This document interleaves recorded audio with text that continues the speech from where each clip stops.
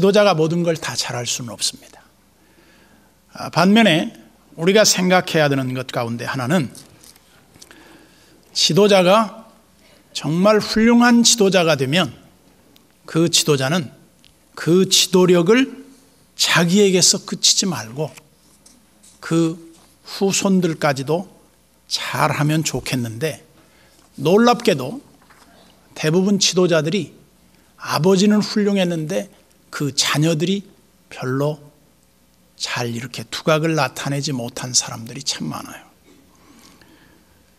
그래서 그 아버지들의 명성을 자녀들이 다 깎아내리는 그런 경우가 적지 않습니다. 성경에도 보면 제법 많은 지도자들 밑에 그 자녀들이 다 잘못했어요. 성경에서 훌륭한 지도자들도 자녀 교육에서는 실패한 예가 너무 많이 나옵니다. 그 중에 저는 이 사무엘 같은 사람도 아주 훌륭한 지도자인데, 본받고 싶은 지도자인데, 그도 자녀 교육에 있어서만큼은 그렇게 훌륭한 결과를 얻지 못했다. 그래서 사무엘은 사무엘상 7장 15절 이하에 보면 이제 사무엘이 어떤 시대를 살았는가 한번 볼 필요가 있어요. 거기 보면 사무엘이 사는 날 동안에 이스라엘을 다스렸으되 해마다 베델과 길갈과 미스바로 순회하여 그 모든 곳에서 이스라엘을 다스렸고 라마로 돌아왔으니 이는 거기에 자기 집이 있음이니라. 거기서도 이스라엘을 다스렸으며 또 거기에 여호와를 위하여 제단을 쌓았더라. 그리고 이제 12장에 가면 사무엘이 임종을 합니다. 사무엘이 떠나는데 그 떠나는 자리에서 사무엘의 뒷모습이 너무 아름답고 깨끗해요. 그야말로 아무런 흠결이 나타나지 않아요. 거의 완벽할 정도로 믿음 생활을 참 잘했어요. 그래서 우리가 신앙생활할 때 새해에 어떤 다짐도 있겠지만 저는 여러분들이 우리의 믿음의 선한 싸움을 잘 싸워야 한다. 어떤 면에서는 이 신앙의 열심과 하나님을 가까이 함, 이것은 우리 신앙생활에 있어서 평생 포기할 수 없는 부분이다. 두 번째는 사도 바울의 고백 가운데 보면 뭐라고 말합니까? 나의 달려갈 길을 다 마쳤다 그랬어요. 여러분들한테 제가 누누이 강조하면서 여러분들의 신앙을 조금이라도 더 좋은 쪽으로 발전하기 위한다면 신앙생활을 편하게 하려고 하지 마라. 여러분, 신앙생활의 가장 무서운 적은요, 편안하게 신앙생활하는 거예요. 부담 없이 하는 거예요. 저는 예수 믿고 나서 지금까지 편안하게 신앙생활을 해본 적이 없습니다. 힘써서 신앙생활을 했죠.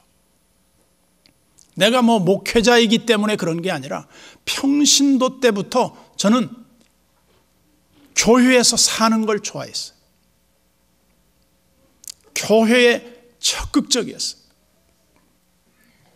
그래서 목사가 됐는지는 모르겠습니다만은 저는 여러분들에게 거듭 말씀드리지만 예수를 대충 믿고 편하게 믿고 그리고 적당히 믿으려고 하는 그런 신앙관을 갖지 마라. 이것은 결코 좋은 신앙 태도가 아니다. 그래서 예전에는 우리가 교회 다니면 주일 성수는 기본이었습니다. 주일을 여러분들이 마음대로 빼먹는다. 예배, 공예배를 안 나온다. 이것은 매우 잘못된 신앙의 전형이죠. 공예배, 주일 예배, 저녁 예배, 수요일 기도회, 금요 기도회, 새벽 기도회, 그 외에 또 무슨 모임이든지 우리가 하나님 앞에 예배하는 것은요, 신앙인의 가장 기본적인 거예요. 그런데 요즘 사람들이 쉽게 예수를 믿다 보니 그런 신앙관이 약해졌습니다. 그러면서 2절에 보시면 장자의 이름은 요헬이요 차자의 이름은 아비야라. 그들이 부엘세바에서 사사가 되니라. 이 부엘세바, 어떻게 보면 남쪽 네게부 사막 지역의 한 지역에서 사무엘이 저 라마의 북쪽에 자기 통치 기반이 있으니까 저 남쪽에 그 지역을 분할해서 좀 네가 돌보거라 그렇게 띄워놓은 것 같아요. 그런데 그 두 아들들이 뇌물을 받고 잘못 판결을 내리는 겁니다. 이것은 큰 죄악입니다. 우리가 하나님을 믿는 사람들이 어떻게 신앙생활을 해야 할 것인가, 그 부분에 대한 것은 여러분 개인적인 다 자기 삶의 자리에서 불꽃 같은 눈으로 살펴보시는 하나님 앞에서 내가 얼마나 깨끗하게 신앙생활을 하느냐의 여부는 신앙의 승리를 좌우해요. 그런데 그 아버지의 명성에 조금은 먹칠을 하는 두 아들, 이름은 참 멋있어요. 요엘이라는 뜻은 여호와는 하나님이시다, 그런 뜻이고, 아비야라는 말은 여호와는 나의 아버지이시다. 얼마나 하나님 중심적인 이름이에요. 너 그렇게 살라고 이름을 지어줬을 거 아니에요. 그런데 두 아들들이 뇌물을 받고, 3절을 보세요. 그의 아들들이 자기 아버지의 행위를 따르지 아니하고 이익을 따라 뇌물을 받고 판결을 굽게 하니라. 판결을 굽게 했다. 여러분, 저는 세상에 사는 사람들에게 하나님이 원하시는 정의가 있다면 그것은 사람들을 억울하게 하지 않는 것이다. 누가 봐도 억울하지 않게 하는 것, 그게 신앙생활을 잘하는 것이다. 여러분, 누가 억울한 사람이 하나 있다고 생각해 보세요. 그 억울한 사람이 가만히 있겠습니까? 그 사람이 잘못된 것이 본인에게서 해결이 안 되면 하나님이 개입을 해요. 반드시 개입을 합니다.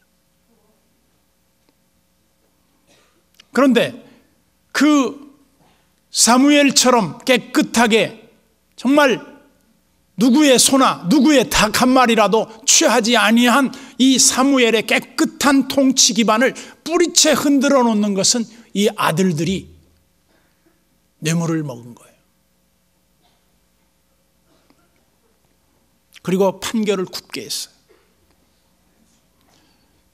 저는 얼마 전에 TV를 보니까 TV에 어떤 프로가 나왔냐면 한 방송사에서 음식점을 이렇게 추적을 해가지고 착한 가게라고 하는 이 이름표를 붙여주더라고요. 저는 그 착한 가게 프로그램을 처음 봤는데 보면서 제가 감동을 받았어요. 그 프로그램 진행자들이 식당을 찾아가서 그 식당에서 쓰는 재료가 얼마나 정확한가, 그 다음에 그 조리 과정이 얼마나 깨끗한가, 그리고 다시 쓰는 그런 물건은 없는가, 철저하게 조사를 했더군요. 며칠을 숨어서 하고 그 가게에 납품하는 그 업소까지 찾아가서라도 그 어떤 물건을 얼마 동안 넣는가, 그걸 다 봤어요. 근데 마침 제가 본 방송은 소머리 국밥집의 취재였어요. 소머리 국밥을 먹다가 내놓으면 또 다시 넣는 거예요. 일반적으로 가게 실격당한 데가 많아요. 그런데 오산에 가서 여러분이 혹시 가실 일이 있으면 소머리 국밥을 한번, 그 TV 나온 집이 어디냐고 물어봐서 한번 잡숴보세요. 저는 꼭 오산 가면 그 집에 가보고 싶어요. 제가 사실 소머리 국밥 그렇게 좋아하진 않는데 그 방송을 보면서 굉장히 먹고 싶어졌어요. 어떻게 하는가 봤더니 소머리 국밥은 반드시 황소여야 한대요. 국산이어야 되고 그 다음에 그 소머리를 사와서 냄새나는 부분은 다 아까워도 떼내야 돼요. 다 떼내고 그 다음에 잣뼈를 가지고 울궈내는 그 국물이 3일 정도는 달여야 된대요. 그래서 그 아주 최고의 제품을 만들기 위해서 두 부부가 얼마나 정성스럽게 다듬는지, 그 소털 다 깨끗하게 밀었는데도 불구하고 일회용 그 면도기로 다 또 2번인가를 이렇게 깎아내더라고요. 그러더니 모든 것이 완전히 준비됐을 때 준비된 만큼만 딱 팔고 끝이에요. 근데 가격도 그렇게 비싸지도 않아요. 그런데 두 부부가 정말 양심적이다. 그리고 무도 가서 최고의 좋은 물건, 조금 돈을 더 주고라도 물건을 사오더라고요. 저는 이런 식당이 있으면 벌써 마음이 푸근해지는 것 같아요. 그 다음에 그 가게가 마지막에 판별을 어떻게 했느냐. 준 착한 가게, 이 평가를 받더라고요. 그래서 준 착한 가게는 왜 붙였나 봤더니 그 모든 과정은 다 합격을 했는데 마지막에 그 집 손님들 중에 매운 거를 원하시는 분들이 다대기를 넣었는데 다대기에 MSG를 조금 넣었어요. 이것 때문에 이것까지도 정말 그 개발을 해서 만들면 그 준자를 떼준다는 거예요. 근데 우리는 다대기 안 먹으니까 착한 가게죠. 제가 그 방송을 보면서 이것은 하나의 신앙과 같다 이거예요. 잘 생각해 보세요. 우리의 신앙이 하나님 앞에 평가를 받을 때 어떻게 평가를 받겠는가? 좋은 평가를 받는다고 하는 것은 축복입니다. 불합격을 받는다고 하는 것은 신앙의 불합격일 뿐만 아니라 그 사람이 인생의 불합격을 받는 거예요. 저는 신앙이 잘못된 사람이 잘 되는 경우를 못 봤고요. 그 다음에 그 부모가 잘못 신앙생활을 했는데 자식들이 잘 되는 예를 별로 못 봤어요. 반대로 그 부모들이 신앙생활을 잘했어요. 그런데 자식들이 잘못되는 경우를 별로 못 봤어요. 여러분 이거 중요합니다. 그래서 우리가 선한 싸움을 싸우고 나의 달려갈 길을 다 마치고 믿음을 지킨 것은 바울에 관한 얘기뿐만 아니라 우리들의 이야기도 돼야 한다. 그래서 신앙생활을 조심스럽게 해야 돼요. 그래서 하나님을 경외감을 갖고 신앙생활을 해야 돼요.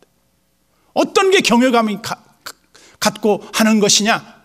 하나님 두려워서 함부로 범죄하지 않는 것, 남을 억울하게 하지 않는 것, 남을 속이지 않는 것, 정직하게 살려고 몸부림을 치는 것, 이것이 다 뭐와 연관이 되어 있습니까?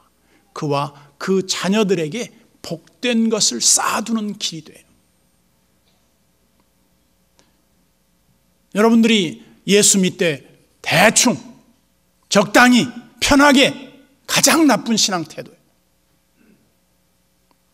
제가 그렇게 설교를 했더니 어떤 집사님 한 가정이 당장에 목사님 말씀을 듣고 마음이 찔려 봉사의 자리로 나왔다. 이게 설교가 들리는 거예요. 제가 설교를 이렇게 했는데도 여러분들이 여전히 나쁜 짓 하고 여전히 편하게 예수 믿으려고 하는 마음이 있다면 그거는 신앙생활을 안 하고 있는 거예요. 4절을 봅시다. 이스라엘 모든 장로가 모여 라마에 있는 사무엘에게 나아가서, 여기 이스라엘의 모든 장로는 각 지파의 대표자들이 지금 사무엘에게 나온 겁니다. 근데 왜 나왔느냐? 일종의 항의를 하기 위해서 나온 거예요. 무슨 항의냐?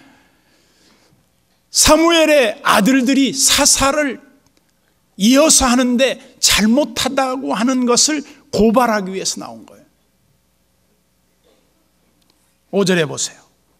그에게 이르되 보소서, 당신은 늙고 당신의 아들들은 당신의 행위를 따르지 아니하니 모든 나라와 같이 우리에게 왕을 세워 우리를 다스리게 하소서 한지라. 여기 왕을 구했다. 왕을 세워주십시오.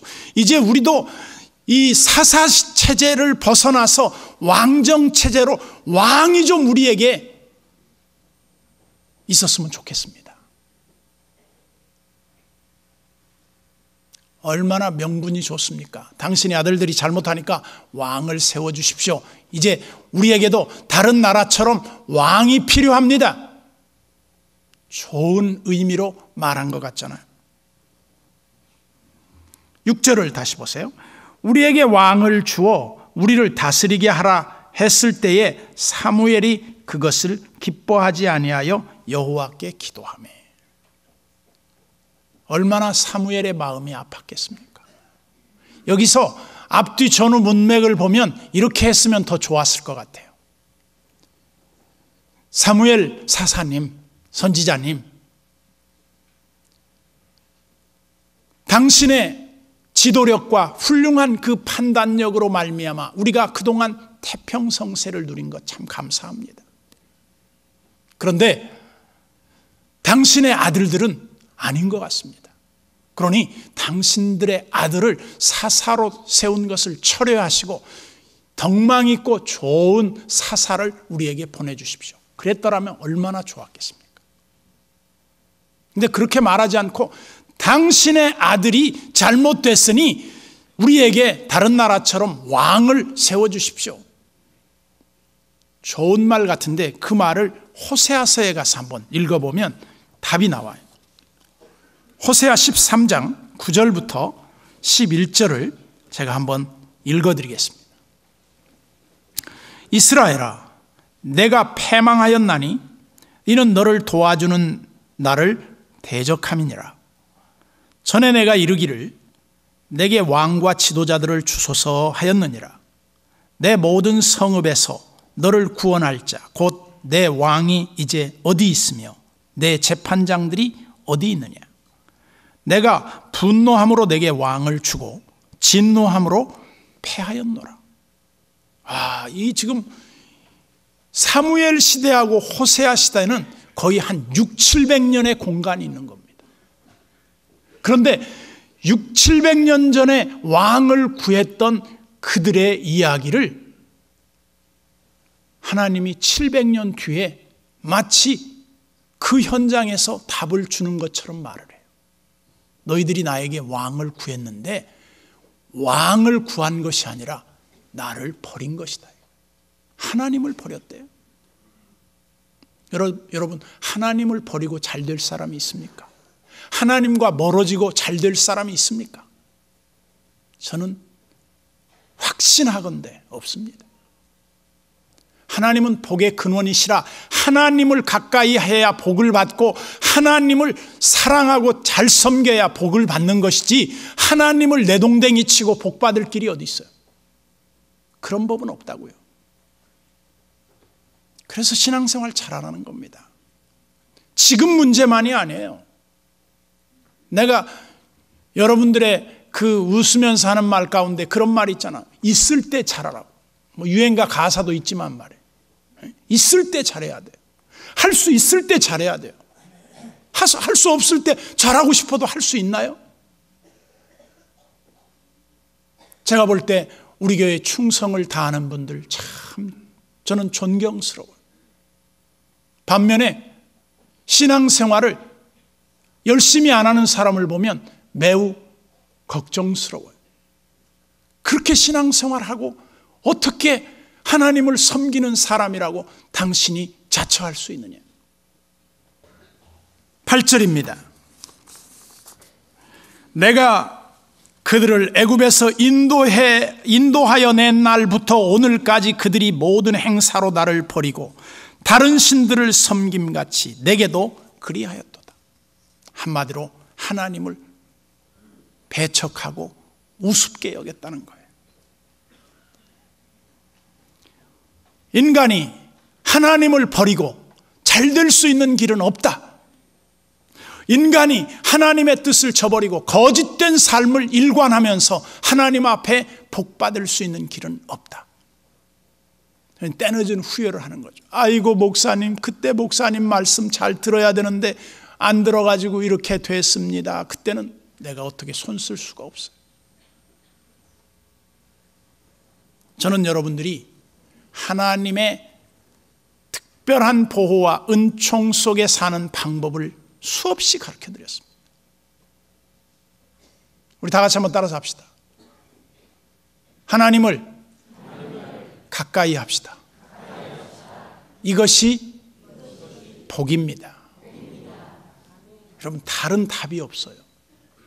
다른 거 가까이 해보세요. 죄 짓는 거 가까이 해보세요. 얼마 가지 않아서 다 후회할 것들이에요.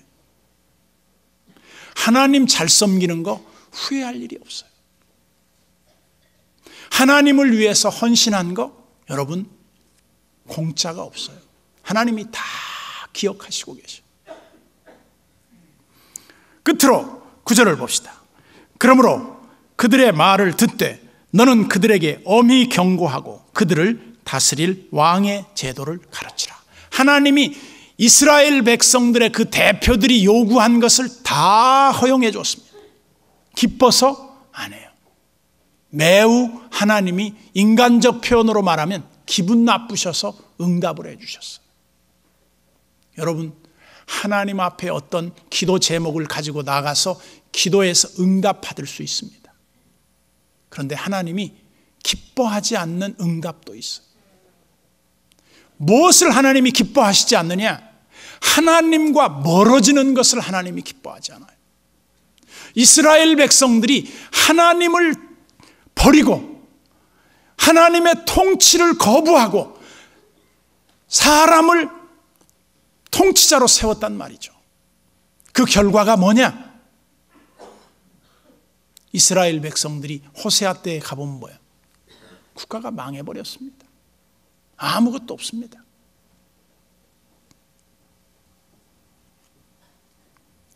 우리는 하나님 한 분만이 우리의 진정한 왕이시며 우리의 인생의 통치자이시며 우리의 삶의 주인이시다. 그래서 여러분들이 식당 이렇게 벽에 걸린 그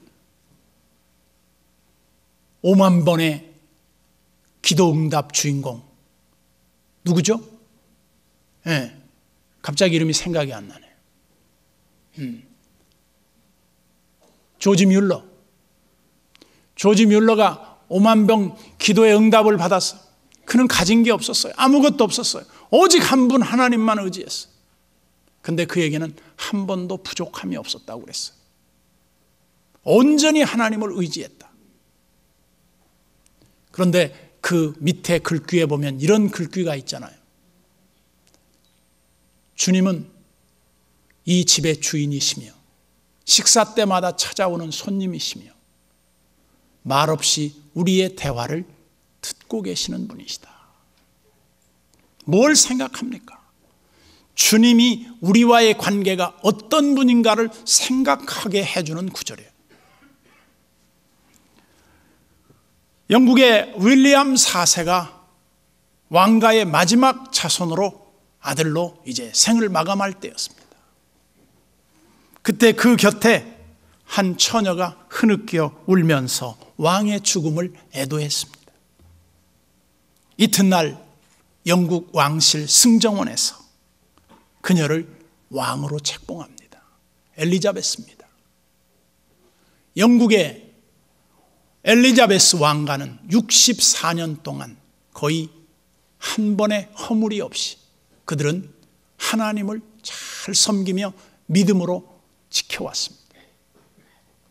그 엘리자베스 왕가의 첫 여성 황실의 주인공이 되달라는 부탁을 받았을 때 그 엘리자베스가 뭐라고 하나님 앞에 기도했느냐? 성경책을 가슴에 품고 무릎을 꿇은 자리에서 이렇게 기도했습니다. 주여, 제가 왕이 되면 하나님의 말씀대로 정치를 하게 해 주십시오. 그 기도만 딱 드렸어요. 그리고 그 여왕은 힘이나 왕관의 권위가 아닌 하나님의 말씀으로 섬기기를 다했어요. 물론 요즘 와서 그 집안의 시끄러운 잡음도 좀 들립니다마는 그 빅토리아 왕조의 위대함이 어디에 있느냐? 그들 자식들 군대 먼저 보냈지 않습니까? 우리나라에서 특권의식을 가진 사람들은 안쓰러워서 아들들 추운데 고생시키지 않으려고 하잖아요.